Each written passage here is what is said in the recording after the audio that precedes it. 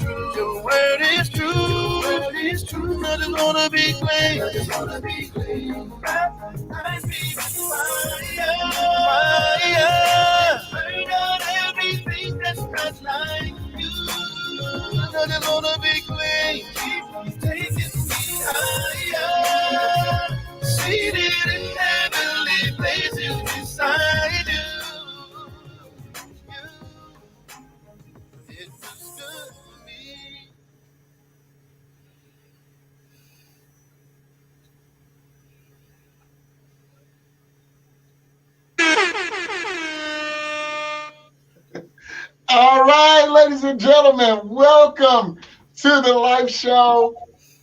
My name is Tyrone Brown Jr., and I am so glad that you are with us this good Wednesday evening. It's definitely a privilege, an honor, and a pleasure to be with you. And I'm just excited to be here tonight. Of course, as you can tell,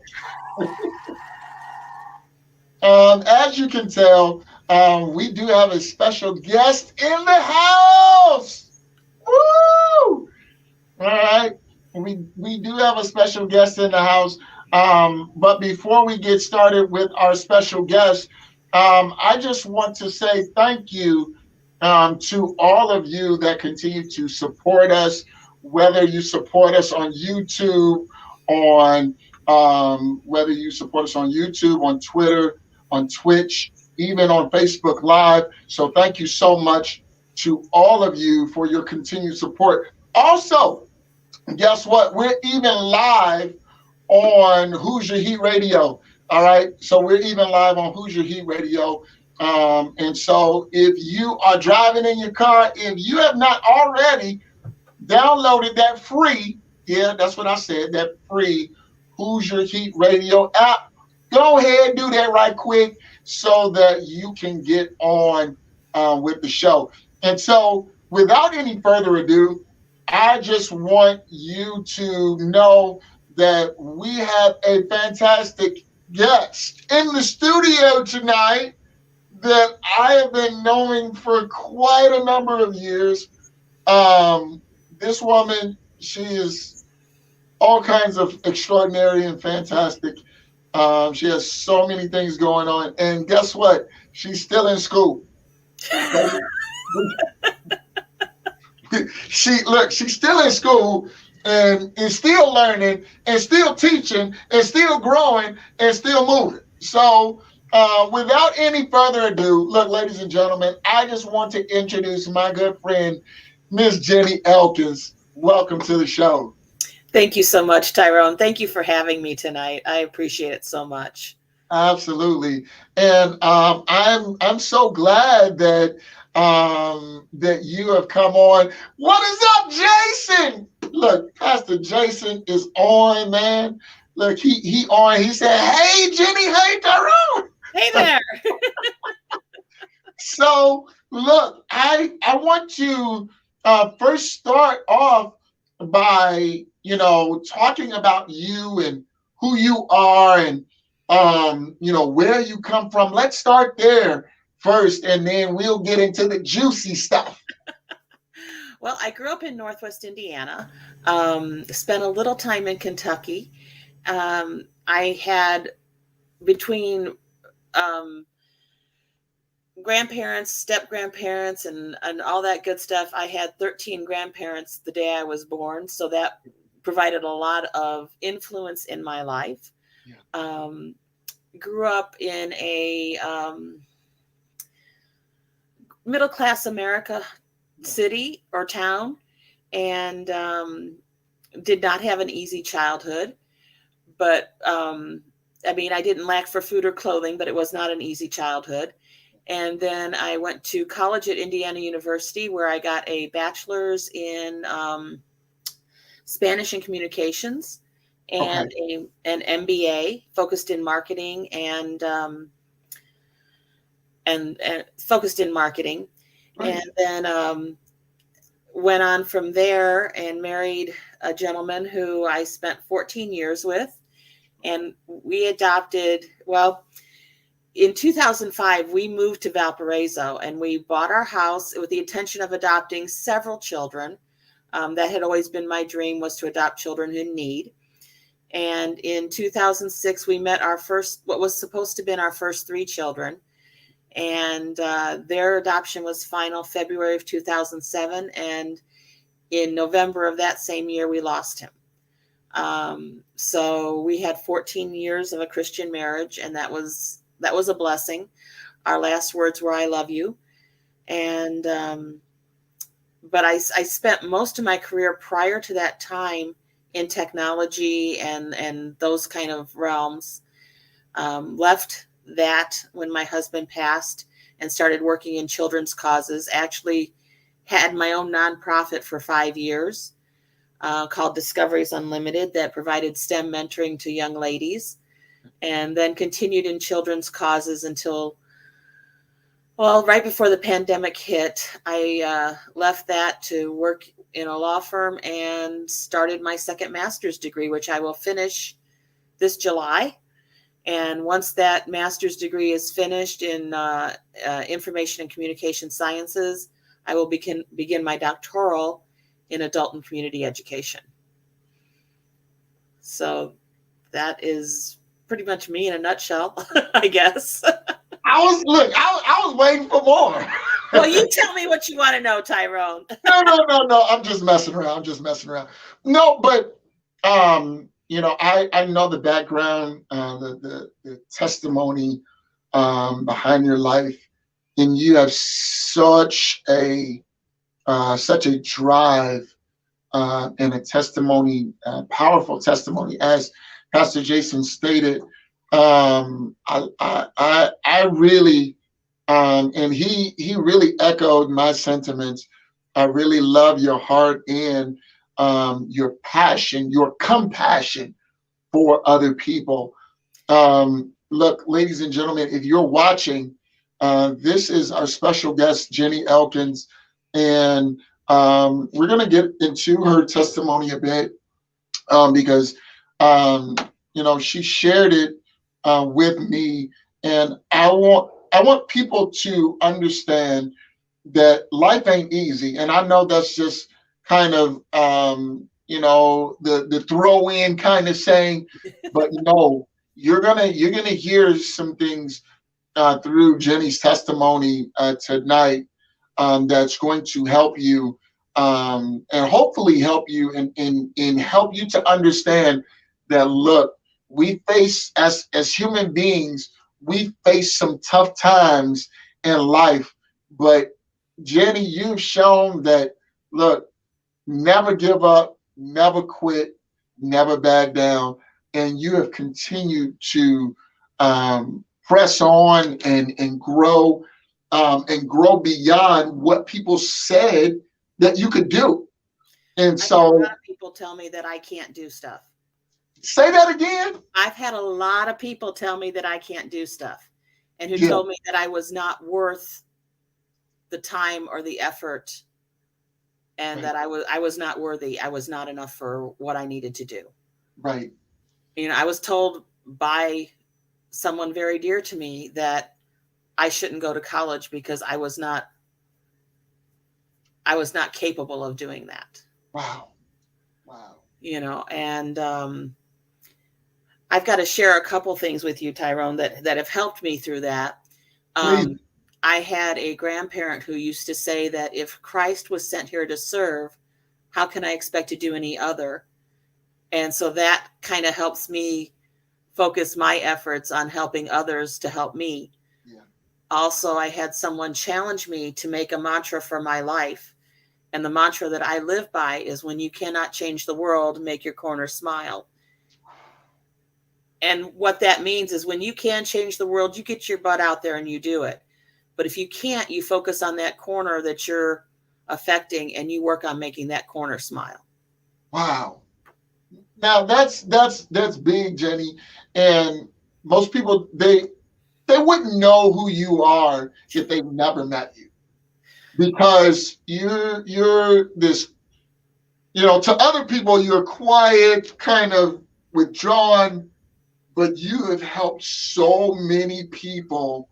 And I want you to understand, you can share as much as you're comfortable with, because I don't want to, pull things that, are still Tyrone, cool. you know my story. You can ask me any question and I will answer it. And if I'm not comfortable, I will say no. Okay. Well, and that's my point. I know your testimony, and I know how sensitive it is, but I want you to, because. Are you referring to my childhood? Correct. Okay. Yes, like I said, I did not have an easy childhood. We did not lack for a roof over our head. We did not lack for clothing. We did not lack for food. So in that sense, it was okay. To the outside world, we were okay.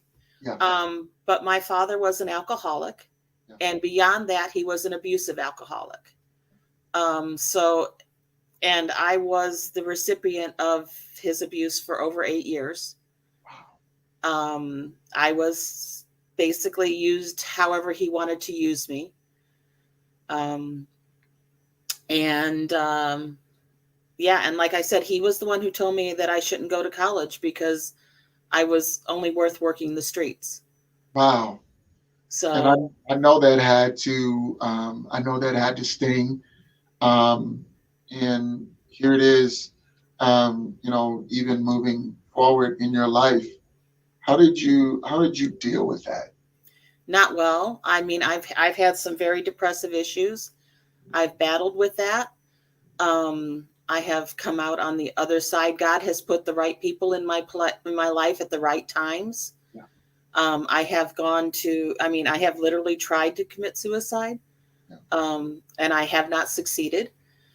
When my husband passed, other people thought that I would try that again. And I had tried it twice before and hadn't succeeded. And so I looked at them. I said, God didn't let me succeed the first 2 times. What makes you think he's going to let me succeed when I've got 3 kids to raise? Wow. So I was not about to go down that path again. That does not mean that I did not deal with depression and grief after my husband died. Mm-hmm. I dealt with that very much because I went to work married, talked to my husband on the phone that morning. The last words we said was, I love you. And I came home and found him dead in front of our shed. After having just adopted 3 teenagers. They were 10, 12, and 13 when we adopted them. And literally their adoption was final February 1st of 2007, and their father died November 28th of that year. So tragedy on top of tragedy. And now, after your husband passes, where are you at mentally, then? Where were you at mentally after your husband passes? And then, of course, you have your whole background that you're still dealing with. So where were you mentally? Not in a good place. I mean, it was like my whole world had been turned over, which is, it's, looking for help, trying to find the resources, trying to do what I needed to do. And there was a lot of people who helped me. I have to say that there was a lot of people who who jumped in and provided us things. There was someone who shoveled our driveway, and to this day, I don't know. I mean, they shoveled our driveway every time it snowed. For 9 months after my husband passed, we did not buy a gallon of milk, and we always had milk in the fridge because somebody provided it. Wow. We had a secret Santa who showed up and provided my kids games and video games. And I mean, there was a lot of help and a lot of assistance because God, God sends the resources when they're needed. That's it. That's it. God sends the help when it's needed. Absolutely. And we don't always know why we're going through what we're going through, but he has a plan. But see, most people wouldn't think that God exists even after going through all of that, because you find people that are even going through this kind of stuff, and then they're saying, well, God doesn't exist. But even in the midst of turmoil, even in the midst of the things that you were going through, here it is, a rough childhood that you had to endure for 8 years, and then to get to become an adult, be married 14 years, and what was it, 9 to 10 months after adopting your first 3 children, and then have him, or come home and find him, not living. That is, that's cause for most people to go crazy. I didn't have a choice. Yeah. I had to be there for the kids. Yeah. You can't do that. Right. And so after that situation, how do you move from that and move and progress, should I say? You breathe. You take 1 minute at a time until you can take 2 minutes at a time, until you can take 5 minutes at a time, until you can take 10 minutes at a time. And you just do the best you can with what you've got. Yeah. Like I said, it took a lot of people helping me. It took a lot of just, and I'm not saying there weren't days that I didn't want to get out of bed. Right. But, you previously asked me 2 pieces of wisdom. And one piece of wisdom I think fits in right now is no matter how long it takes, and it may take a long time. It took me probably over 10 years to get back to me. But no matter how long it takes, you have to get up one more time than you are knocked down. Huh. That is so huge. You said you have to get up one more time than you have been knocked down. Yeah. Can I use that mantra, because that's special. You can use that. That's special. Me personally, I hold on to words. Okay. I value words because words make up sentences. Sentences make up paragraphs, and paragraphs tell the story. Right. And now here it is. You've put all of these experiences together, and for you to say out of your mouth that, look, God is still good. The strength that you have to have in that instance is tremendous. It is tremendous. It's not my strength, it's his. There you go. I don't have to be strong. Right. I can find strength in my weakness. Yeah. And that doesn't, I don't mean to sound, all philosophical and what have you, but there are blessings in what has happened. I started to leave college once, and God put someone in there who gave me a scholarship and brought me back. Huh? Wow. And there's little things that happen, and sometimes the little things are the blessings. Yeah. When my husband died, yes, I came home and found him dead, and I had to do CPR on my husband, knowing that he was dead. Yeah. But later, a fight that my children had with their father the night before, which led them to be at a ball game, turned out to be a blessing, because had that not occurred, they would have been the ones who found their father and not me. And as hard as it was on me, I surely did not want them finding their father. Oh my goodness. You You know, know, you're talking about a lot of the different things that you went through, you know, as a child, and then you being married, and then having your husband to pass, um, come home, and you find him, you know, passed away. Now, I do want to ask you this, because what happened was, you say it was a miracle in disguise, really. But here it is in that time. Um, After that, when did you start seeing that it was time to, you know, start in education and all of that? What prompted you to start getting involved in education? well, I'd spent a lot of my career in technology, but it also at higher education places. I'd worked at Indiana University. I worked at Valparaiso University. So education has always been part of my life. Okay. Um, when my husband died and I walked away from the university job, I started a nonprofit to provide mentoring to young children, because Okay. children have always been my heart. Yeah.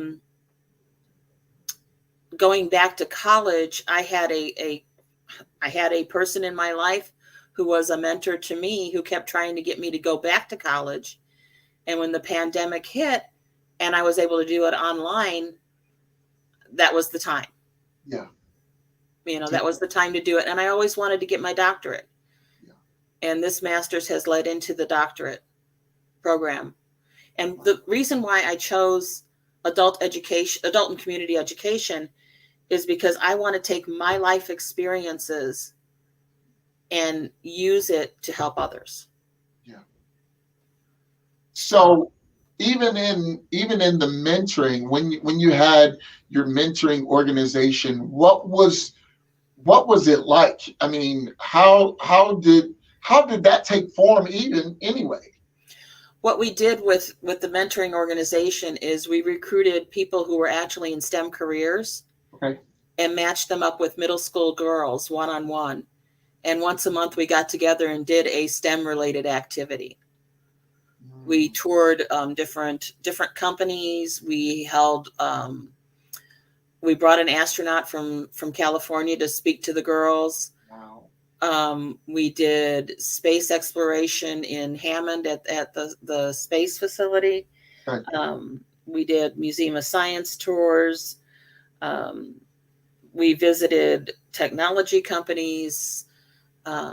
We just did a myriad of things to try to inspire the young girls to follow careers in the STEM fields. So was this funded, or, you know, how was this funded?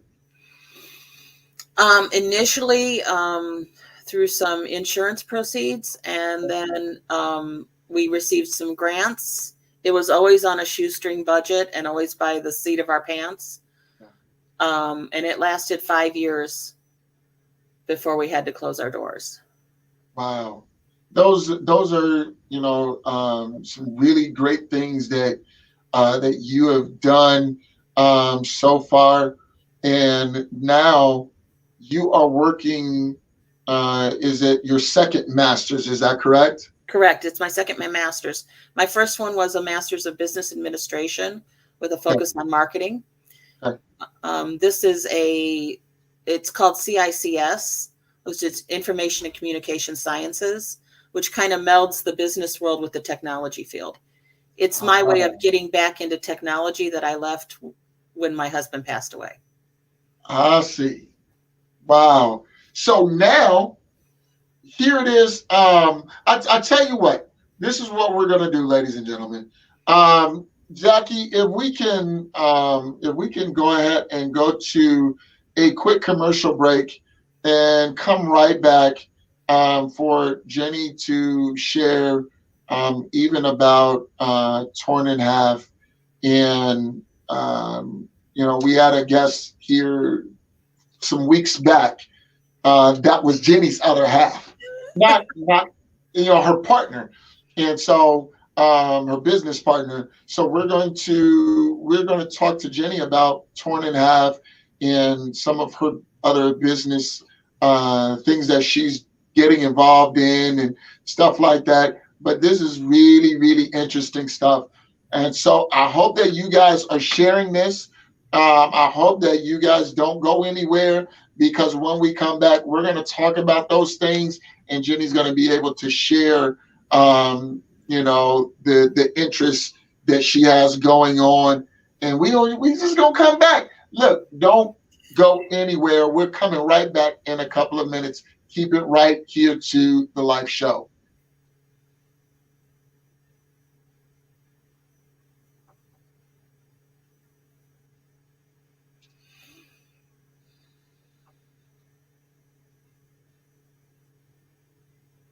Jack, are you still there?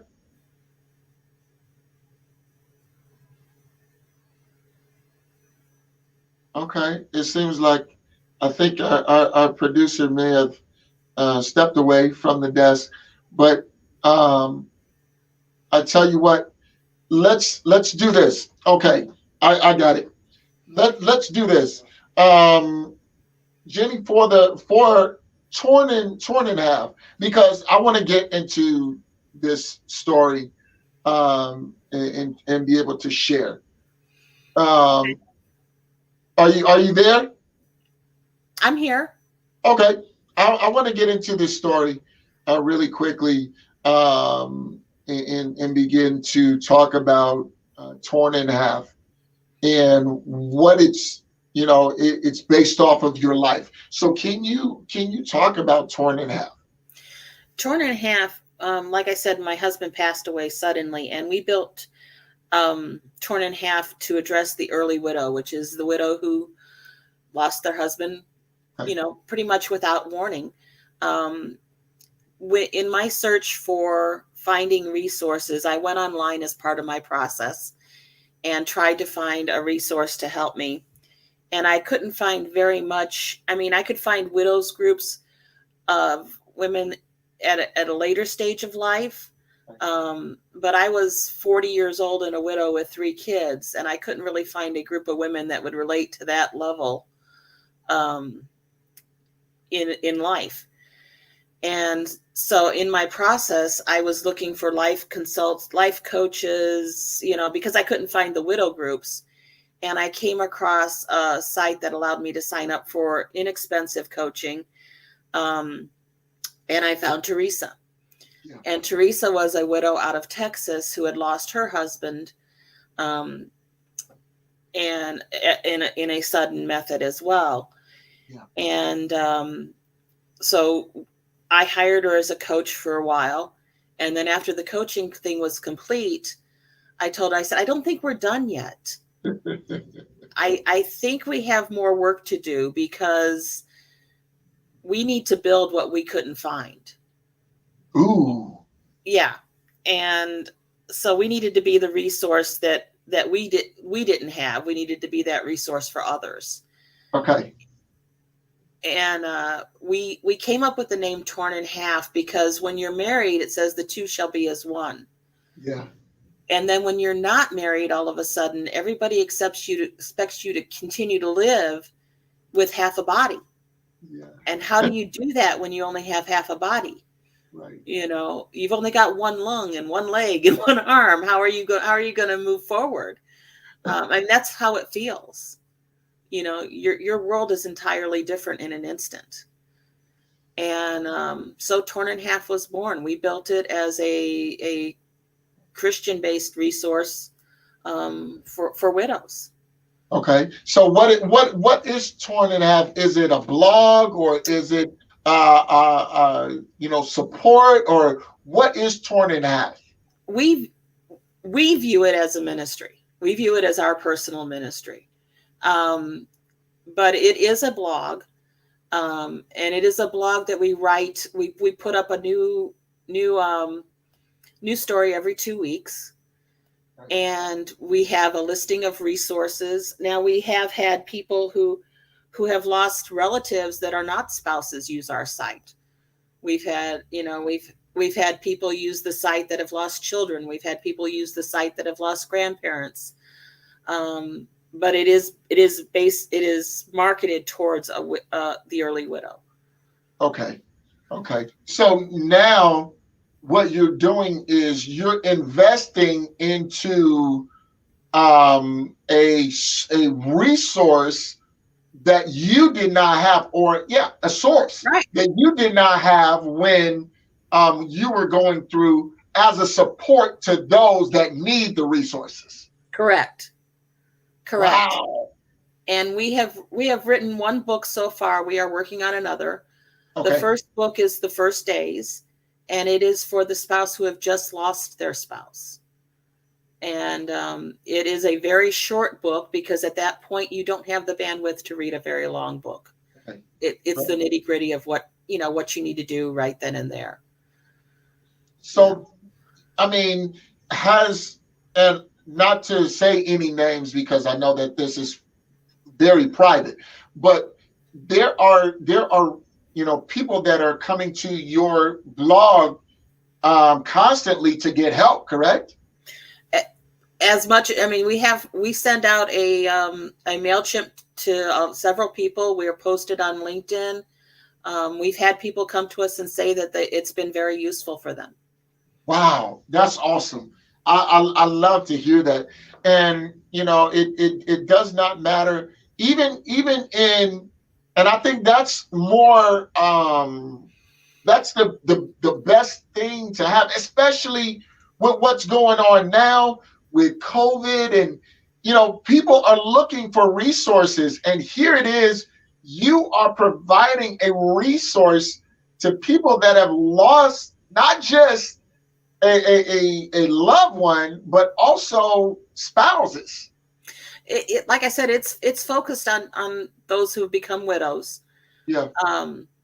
And we write some stories that are very uplifting. We write some that are very raw.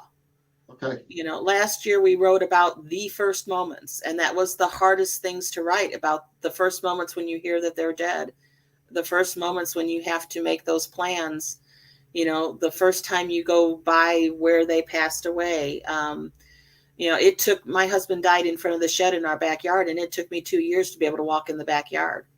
Wow. So, it's not an easy process, and everybody's journey is different, and everybody has to be allowed the ability to process that. We talk about the widow wave, which is everything is fine and hunky-dory, and you think it's wonderful, and then all of a sudden something happens and you're a mess. Yeah. And you have to let those waves pass over you. And I imagine that your children and grandchildren have been your lifeline, along with the good guy. That's what I call him, the good guy. You're talking about what we call in the widow world, we call it the chapter 2. There you go. The second chance at love. The gentleman who is in my life is a wonderful gentleman. Unbeknownst to me, he was actually planning to propose the same week my husband proposed. And when he found out I was engaged, he did not tell me that, and re-enlisted in the Army, and he served 23 years in our United States Army. Wow. After my husband passed, I went to a class reunion thinking we might reconnect as friends, and he walked in with the woman he had just proposed to. And they were married for some time, and it didn't work out. And about a month after that was completed, he and I reconnected, and we've been together over 6 years. Oh my God. He's just a blessing in my life. He really is. Look, when I met the guy, I'm like, man, this dude is something else, man. Just like to see him in action, and the way that he talks and communicates, he's just like, yeah, man, and such and such and such. And I'm like, oh, okay. Look, I can hang out with him any day.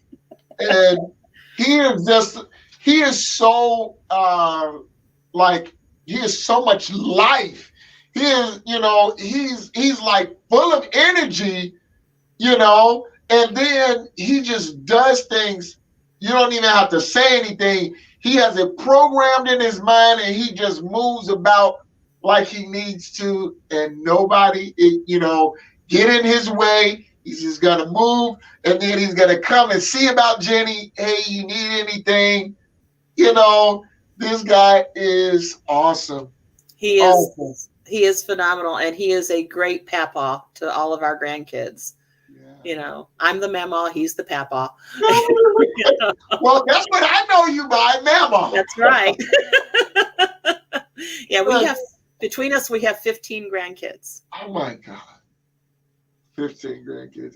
And so I imagine, and because I haven't experienced that, but I can imagine that your children and your grandchildren, they have kind of been your strength, kind of your force. They've been my reason to go on. Yeah. They've been my reason to do things. When you have children who my children were in several foster placements before they got to us. Yeah. And they finally had a family. They finally had a mom and dad. And then dad was ripped away from them. And their first question was, were they going to go back to foster care? Wow. And I had to explain to him that, no, I'm your mother and I'm not going anywhere. And I will be here. And had to pull it together. And it was, like I said, I had a lot of support. I had a lot of people helping me. But, I had to let them know that I was going to be there. Yeah. And that, I went and bought a sign that says family is forever and hung it on the wall. Yeah. Because they weren't going anywhere. They were not going back to anything. Yeah. So as they comforted you, you protected them. We all gathered together. We all did it for each other. Okay. We became a unit. Yeah. And that's what makes families. Of course, we go through different things as families, and a lot of times, family members don't like this family member because they might have done or said something that was off or anything like that. But here it is, even through your stressful times, it made you draw closer together. Yeah, and I'm like not saying that everything's perfect, Tyrone, because it's not. Right. There's struggles and there's trials and in all of it, and you guys are just getting the tip of my iceberg here. But my children are all grown now. I have the 3 that I adopted, and I have 3 individuals that came in my life that call me their second mama. And I don't care how they came to me, they're still my children. So I have 6 kids. We call them the 3 adopted and the 3 acquired, but they're all mine. Wow. That's cool. And because of that, I have 15 grandchildren. Yeah. Yeah. 15 grandchildren. Now, let me just say this. Let me just tell you this. You know that you're blessed when you don't when you don't physically bear children, but you spiritually bear them. God brought to me what I needed.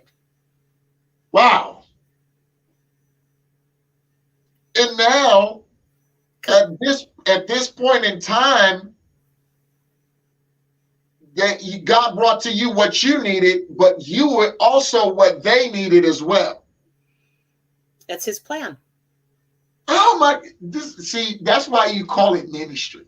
And now, I don't nothing slip.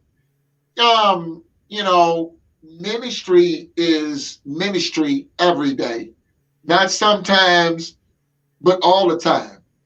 And here it is now to grow and develop in this area.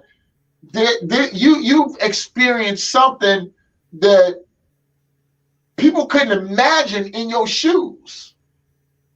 And so, they don't, a lot of times people are going through things and they think that, oh, I'm the only one. I'm the only one going through this. Did that ever come past your mind? Like, All the what is time. me? All the time. When I was a child, I didn't think that was happening to anybody else. Yeah. And when I became a widow, it's your journey. It's very personal. Yeah. And there's a lot of times that you feel like you're the only one. Yeah.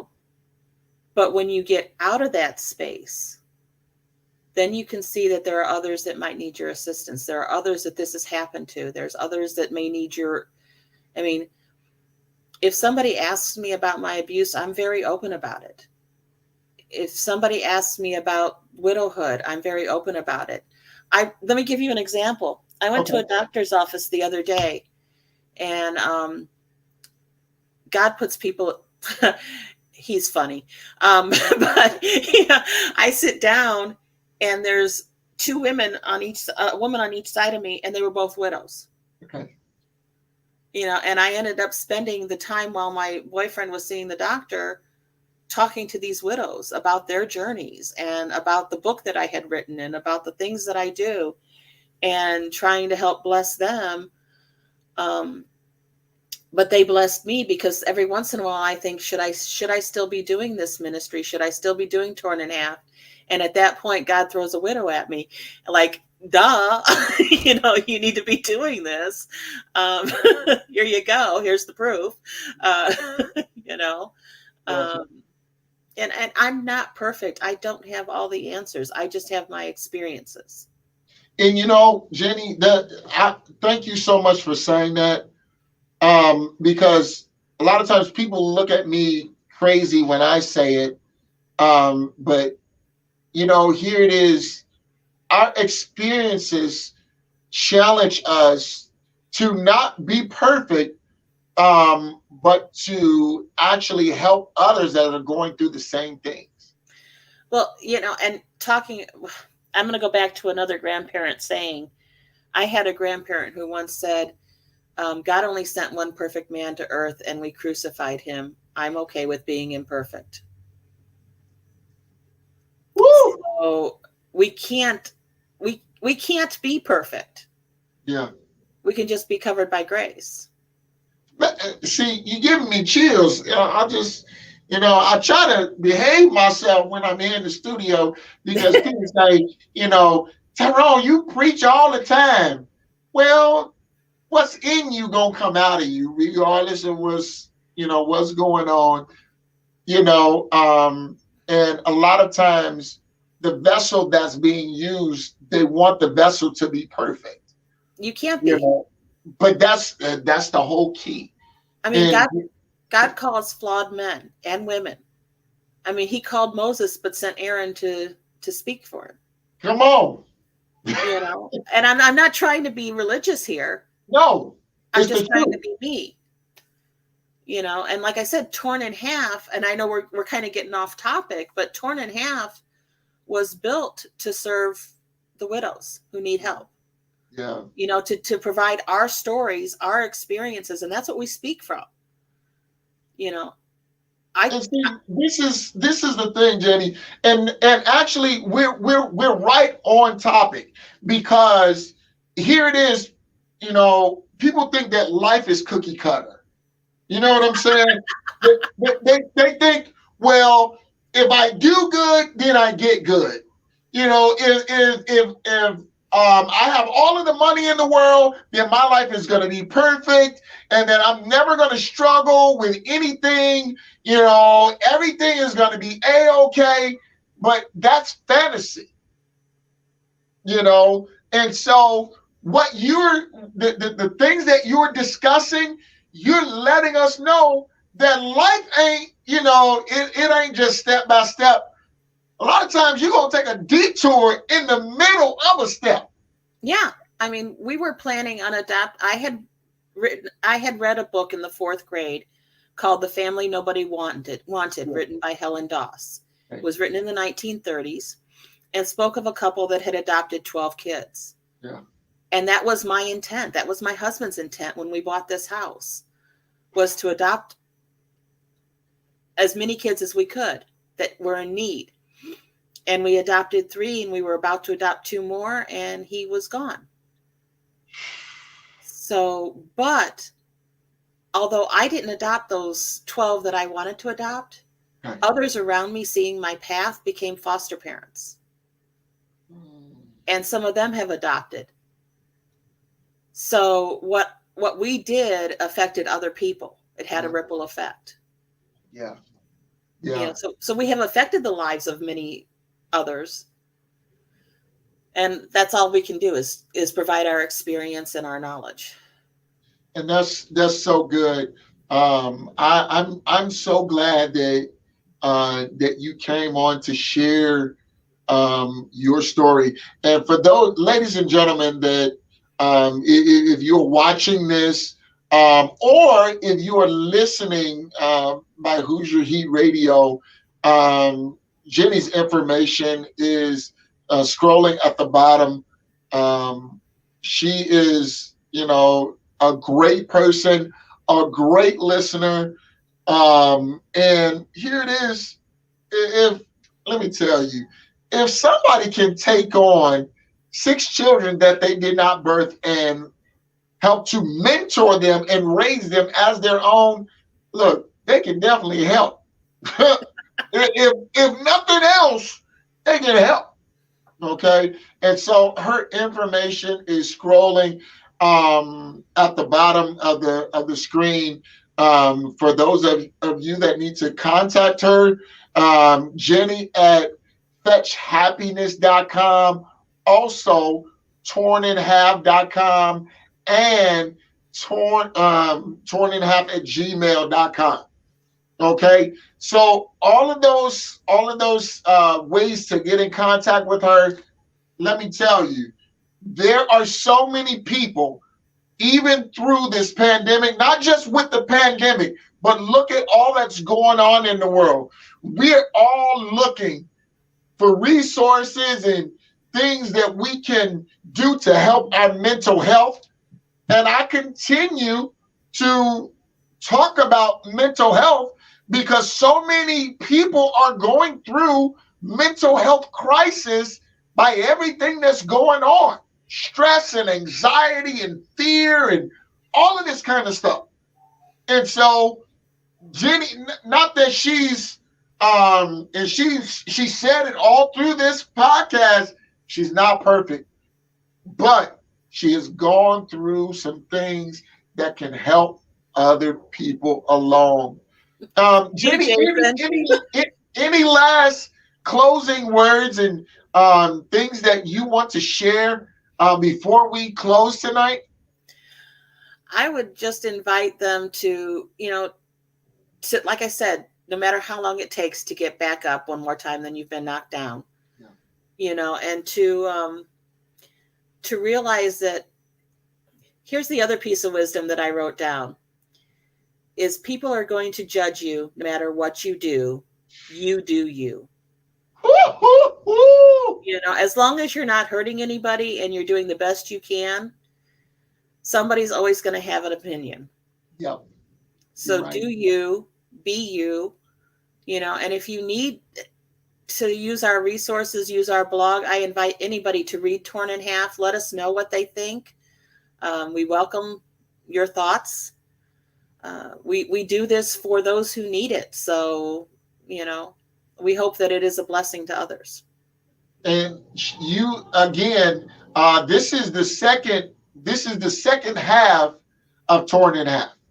Yes. Okay? Because Teresa came on some weeks ago and we had her on and had her, to talk about her life. But this is the second half of the business partner. And actually, Jeni was supposed to be first. Some things happened with education and her, studying for different things. But Jeni, I'm so happy that you came on and shared. Well, thank you for having me. And if you want to talk about the other topics in depth later, we can do that as well. Absolutely. Matter of fact, this ain't gonna be your last time, so trust me. Matter of fact, we need to get the good guy up in here because at our men's roundtable, because he can definitely share from his perspective as well. But I'm so thankful that you joined us tonight and was able to share your testimony and talk about Torn in Half. I pray that people learn from it and that they will get the book, that they will value the resources that are out there. It is available on Amazon, and there is a link to it on our website. And my hope is just that this podcast and what we're doing has blessed and will help others. Definitely.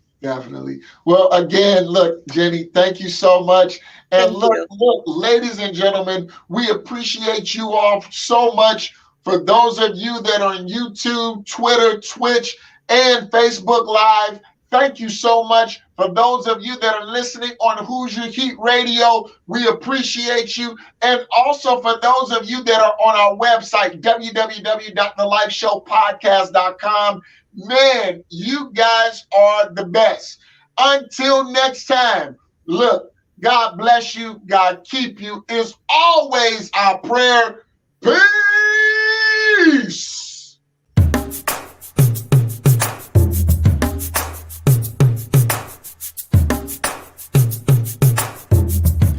Na na na na na na na.